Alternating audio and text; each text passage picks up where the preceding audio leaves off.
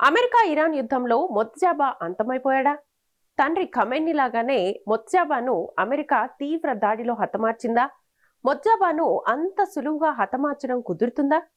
అతడి చుట్టూ పటిష్టమైన రక్షణ కవచంలా నోపు ఉండగా ఈ చర్య సాధ్యపడుతుందా?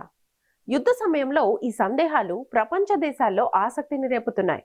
ఆయతుల్లా ఖమేనీపై దాడి జరిగిన సమయంలోనే మొత్జాబా తీవ్రంగా గాయపడ్డారని, అతడి కాలు తీశారని, లేదు లేదు శాల్తీనే లేపేశారని, ఇలా ఎవరికి తోచినట్లుగా వారు ఊహాగానాలు చేసేస్తున్నారు. అతడు బతికే ఉన్నాడా అని అమెరికా అధ్యక్షుడు ట్రంప్ వ్యాఖ్యానించడమే ఇంతటి దుమారానికి కారణం.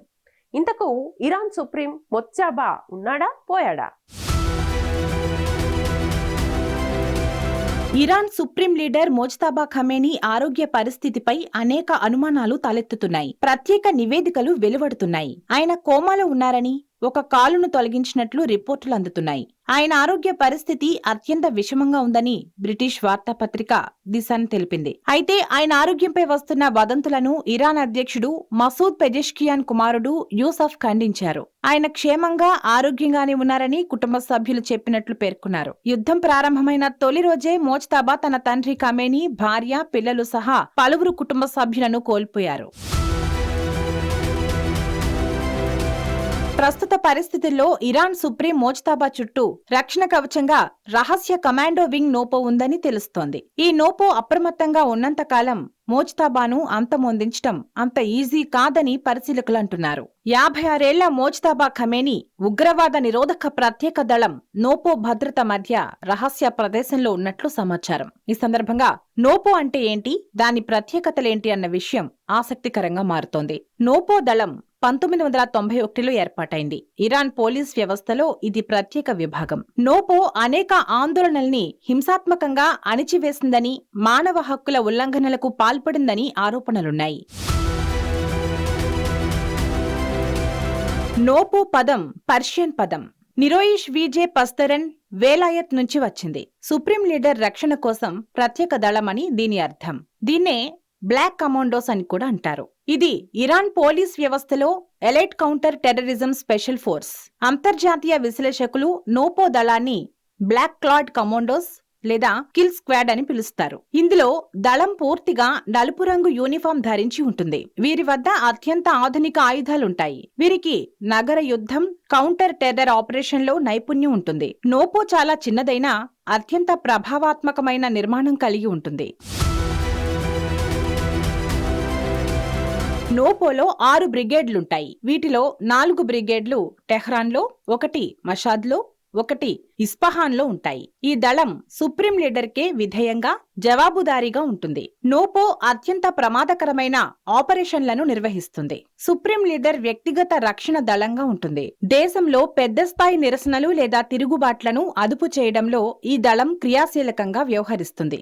ఇటీవల చోటు చేసుకుంటున్న మధ్యప్రాచ్య ఉద్రిక్తతలు, గూఢచారి దాడులు, నాయకత్వ మార్పుల నేపథ్యంలో ఇరాన్ నాయకత్వానికి భద్రతా ముప్పు పెరిగింది. అందుకే సుప్రీం లీడర్ చుట్టూ నోపో భద్రతా వలయం పెంచారు.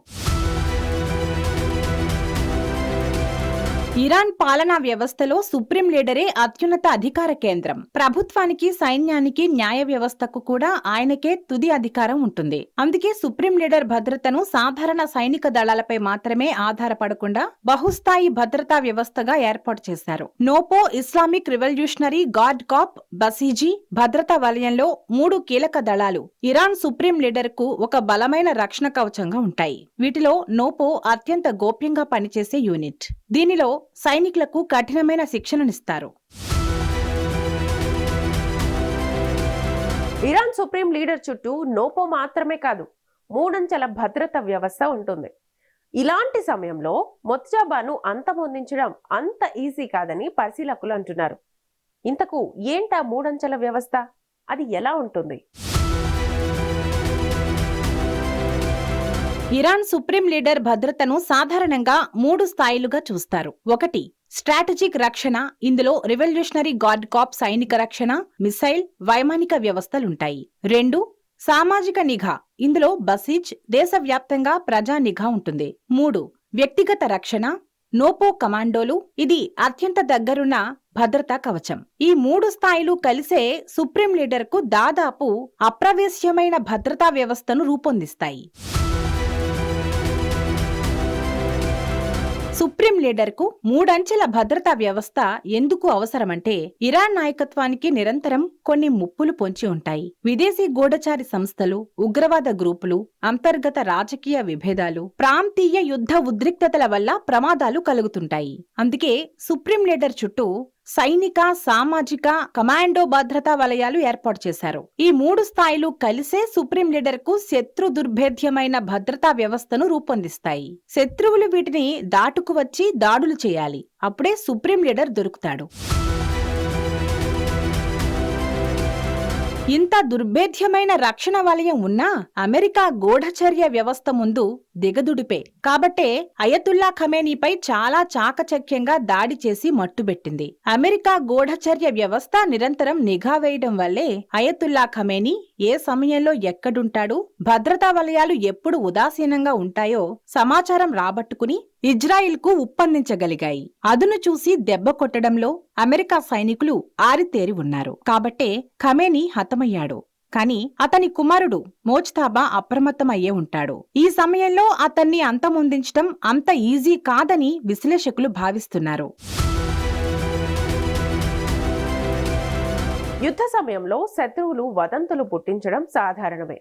అంతెందుకు, ఇజ్రాయెల్ ప్రధాని బెంజమిన్ నెతన్యాహు మరణించాడని సోషల్ మీడియాలో ఓ వార్త తెగ చక్కర్లు కొడుతోంది. ఇరాన్ దాడిలో అతడు హతమయ్యాడని వార్తలొచ్చాయి. అవును, నేను కాఫీ తాగడానికి మరణించానంటూ తన మరణ వార్తను నెతన్యాహు చాలా చమత్కారంగా ఖండించాడు. ఇప్పుడు మొజ్తాబా హతమయ్యాడన్న వార్త కూడా అంతే అనుకోవాలేమో.